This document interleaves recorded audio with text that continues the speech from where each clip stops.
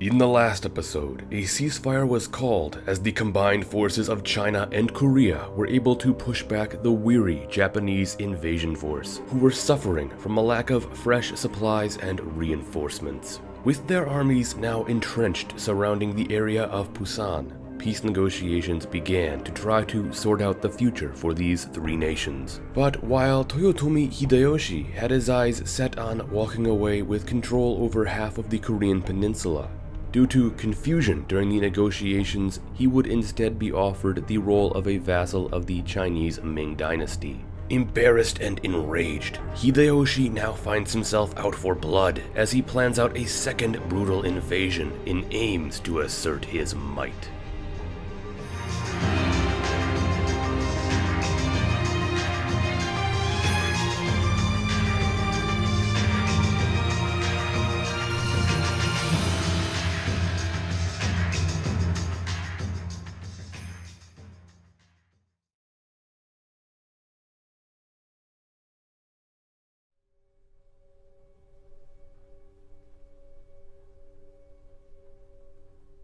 By 1595, following the conclusion of the peace negotiations that had ended so poorly for Toyotomi Hideyoshi, it was clear that conflict was soon to resume. How could he allow such scorn, such disgrace, such insolence? There had to be repercussions. Not only to avenge what he saw as an act of severe disrespect, but also to save face. But there were also other goals in mind. The dream of invading China was dead. After the failure of the first attempt, it was clear that this wish was indeed a step too far. But Korea, on the other hand, Korea, which had nearly been totally seized by the Japanese in their first invasion, was a far more realistic objective. Even then, before a second invasion could be planned, there were pressing matters that needed to be addressed. Paramount of which was Hideyoshi's Grand Navy, which had failed to control the seas during the first invasion, leading to the shortcomings on land where the Japanese had initially dominated. The main problems at sea were largely due to Korea having superior vessels, deck weaponry, and far greater naval commanders, such as Yi Sun-shin. If the Japanese were to have any hope on land in a second invasion, the Japanese Navy would need to be made into a force to be reckoned with. Thus, preparations were made to create better warships instead of relying on retrofitted trade vessels for much of their fleet. Additionally, heavy firearms and long-range guns would be allocated to vessels to help fill in where proper cannons should have been placed. And lastly, every attempt was made to secure a wider array of sailors with good experience, as there had been a genuine lack of solid seamanship beforehand. It should also be mentioned that Hideyoshi did try to secure Western-style warships from the Portuguese, but the Portuguese opted to stay completely neutral in this conflict, as they did not want to risk harming their trade with China by aiding the Japanese. Without the aid of the Portuguese, Hideyoshi was left to do what he could with what he had at his disposal. And finally, he would come to a point of satisfaction with the state of the navy, believing it to be strong enough to contend with the best Korea could throw at it. The situation on land needed to be addressed as well, as during the first invasion, a number of problems had arisen with the system in which the invasion had been planned. Originally, the Japanese invasion had been separated into 9 semi-independent divisions, each with a base objective but little else to guide them. This led to bits of confusion along with a lack of coherence. But worst of all, it also indirectly led to competition between rival daimyo, such as figures like Kato Kiyomasa and Konishi Yukinaga, who were each on separate crusades for glory. To remedy this issue, the second invasion would only be comprised of 2 separate armies. The army of the right, built up of figures like Kato Kiyomasa, Mori Hidemoto, Kuroda Nagamasa, and Nabeshima Naoshige. And the army of the left, including figures like Konishi Yukinaga, Shimazu Yoshihiro and Shimazu Tadatsune, and Ukita Hideye. As mentioned, the dream of marching on China was over. Instead, these armies would be solely focused on seizing Korea. But while Japan had been focusing on using their findings from the previous invasion to better their next offensive, the armies of Korea were doing the same, Realizing their past failures that had led to their poor performance against the Japanese in 1592 and 1593, Korea completely restructured its land military into a more efficient fighting force, creating stronger divisions and corps with a more concrete chain of command. To top it all off, the system of conscription was also completely overhauled to now be made compulsory for all males throughout Korea, regardless of social status. Additionally, Korean fortifications were also rushed to be repaired or completed, erecting new lines of defenses and installing as many defensive cannons as could be produced. All in all, the Korean military became a far better structured, equipped, and entrenched force, one that would be far harder to defeat than ever before. By 1597, Japan's preparations for a second invasion were nearly complete, as far as Hideyoshi was concerned, and in his mind he must have thought at not a moment too soon. By this point, his health and mental condition were deteriorating at a rapid pace, and he knew it. Although he now had a true heir in his son Toyotomi Hideyoshi, who we saw born in the previous episode, the Toyotomi regime stood at a somewhat unstable point, following the failure of the first invasion that, if successful, could have cemented his legacy. In reality, alongside his anger and embarrassment, there was also likely just as much fear that a second failure would be the doom of his family name, and those wishing to seize power in Japan would use it as an excuse to overthrow the Toyotomi clan. He needed a victory. He needed the subjugation of Korea, and he needed it as soon as possible, or all would be for nothing, and the stability of his family's future would be called into greater question. On August 27, 1597, the second Japanese invasion commenced as a force of roughly 700 ships ferried almost 100,000 Japanese soldiers back to Korea to begin a new offensive. Landing in their fortified area surrounding Busan, the samurai armies quickly began a second blitzkrieg up the peninsula, much like their first attack 5 years prior. And although Korea was better prepared for this assault, the overall explosive power of the Japanese attack managed to still break through. But even as Japan pushed forth and seized key strategic locations, they once again found themselves caught up in bitter guerrilla warfare by Korean defenders. Understandably, just as before, all this initial success by the Japanese would mean nothing if the war at sea was not won. And luckily for the Japanese, the famed Korean admiral Yi Sun-shin was currently inactive.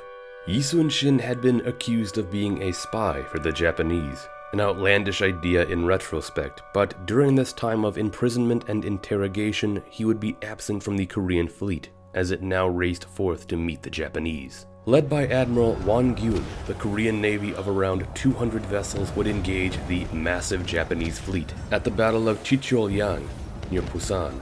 And although Korea had so far held naval dominance over Japan, this time around, the Japanese fleet under the command of figures like Toro Taketora and Shimazu Yoshihiro were able to launch a successful surprise attack. This would prove to be a massive victory for Japan, sinking as many as 188 Korean vessels, completely crippling their fleet.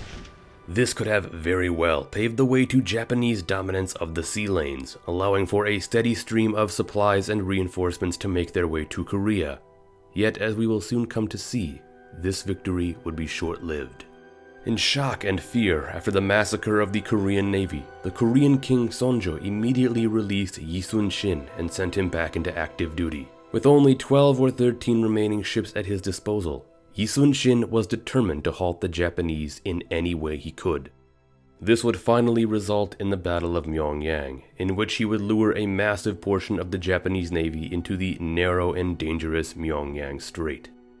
It would be here, using his superior vessels and knowledge of the terrain, he would completely crush the Japanese in stunning fashion, adding to his legend and list of accomplishments. The Japanese would lose as many as 60 of their military vessels, while the remaining Korean ships suffered barely a scratch. And for those of you who have not yet watched my recent review of the Admiral Roaring Currents, it is this battle, the Battle of Myeongnyang, that takes place in that film. From this victory forward, Korea would once again be in command of the waters. Yi Sun-shin and the Korean Navy, along with eventual Chinese naval reinforcements, would continue to hold dominance over the seas up until the end of the war a year later, at the Battle of Myeongnyang, when Yi Sun-shin would heroically die in combat. But as for now, back on land, as the Japanese war machine pushed forth, China had dispatched an additional 55,000 troops to Korea to aid their defense. Although Japan had seized much of the southern provinces of Korea, by late fall, facing increasingly stiff Korean and Chinese resistance, and now once again suffering from a lack of supplies and reinforcements due to the situation at sea, the Battle of Chiksan would prove to be the furthest north Japan would push this time around. It would be here Kurota Nagamasa would advance up to meet a much smaller Ming detachment of around 8,000. Eventually, he would be joined by reinforcements that would bolster his numbers up to roughly 30,000. But even though outnumbering the Chinese soldiers, the Ming would hold out for a time. With the Japanese not able to push past them, and the Ming not able to make an attack against such a massive Japanese force, both sides would eventually withdraw, leading to an inconclusive result. Either way, this would be the last major forward thrust by the Japanese, as from this point on, their offensive began to stall out.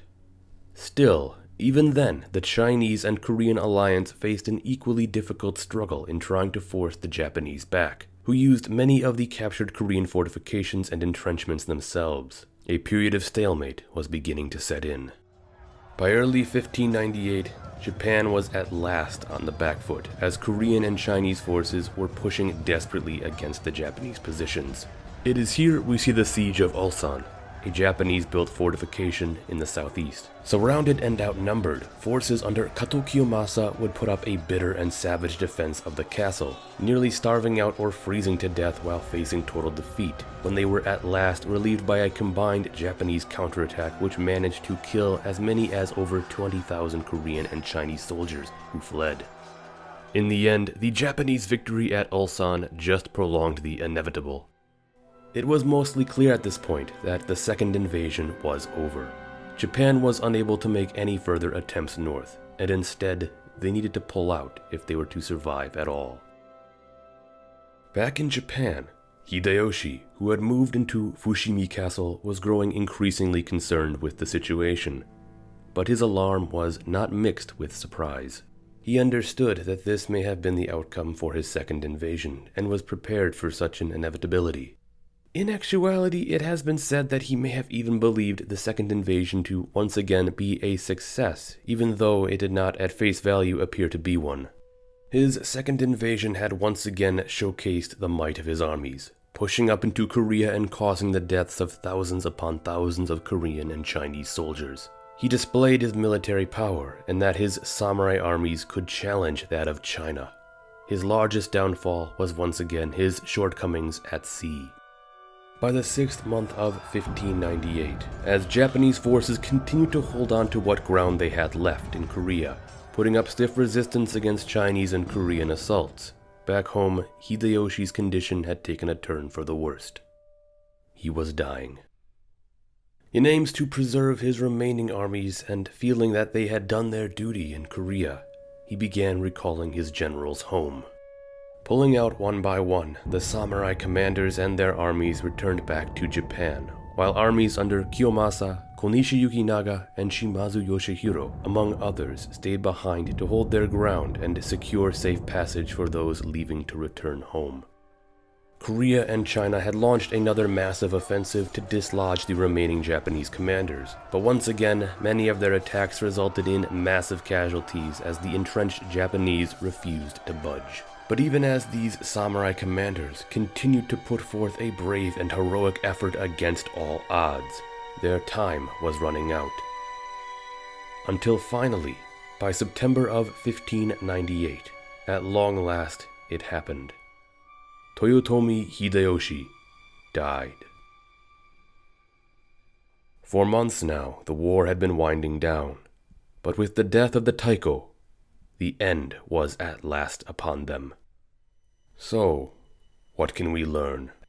After suffering extreme embarrassment following the complete fiasco that was the peace negotiations between Japan, China, and Korea, Hideyoshi began preparing for yet another invasion, remedying as much as he could with the time he had, knowing his health was failing. Hideyoshi did his best to fix the issues in his navy and army before launching a second campaign, this time to seize just Korea. And although the invasion would initially start out well, with a major victory at sea and a rapid advance on land, things would soon begin to fall apart again, as Korea was able to reassert their control over the waves, leading to the situation on land once again stalling out. With Japan unable to push forward any further, a new stalemate ensued, until at last, with his health taking a turn for the worst, and believing he had done enough in his final war, Hideyoshi began to recall his forces home, only to die several months later. In the next episode, with the death of the second great unifier, Toyotomi Hideyoshi, we examine the final months leading up to his death, as well as the immediate aftermath and fallout that would come with his passing, as well as the last clashes fought in Korea as the remaining Japanese forces pull out. Thank you for watching, and don't forget to like, subscribe, and ring that notification bell if you enjoyed this video and found it to be most informative.